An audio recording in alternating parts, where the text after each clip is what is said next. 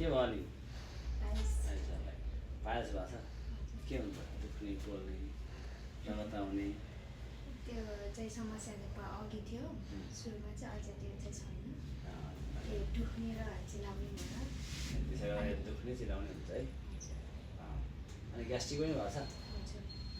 के हुन्छ नि ग्यास्ट्रिक पोल्छ केही खाएर पोल्ने पेट कराउने दुख्ने के हुन्छ यहाँ माथि पोल्ने दुख्ने केही खाना अलिक बढी खायो नि यहाँ दुख्ने पेट दुख्ने है हजुर धेरै खायो थोरै खायो भने ठिकै हुन्छ निद्रा लाग्छ निद्रा लाग्छ भोक लाग्छ भोक पनि लाग्छ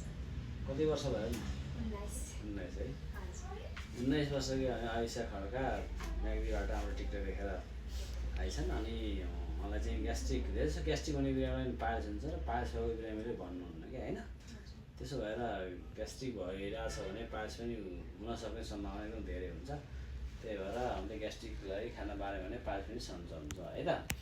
ल आइसक्यो सबै कुरा चेक जाँच गरियो अब सानो 19 वर्षको नानी सबै एकदम बोल्ने एउटा कन्फिडेन्स लेभल एकदम राम्रो होइन एक्लै आएर यहाँ बजारका बच्चाहरू कस्तो हुन्छ भने 18-19 वर्षको त बच्चे जस्तो हुन्छन् अब एक्लै आएर यहाँ जचाउने भनेर आएर हाम्रो टिकटक देखेर आज यहीँ जान्छु पोखरा जान्छु भनेर आएको है फलो गरेर टिकटकमा फलो गरेर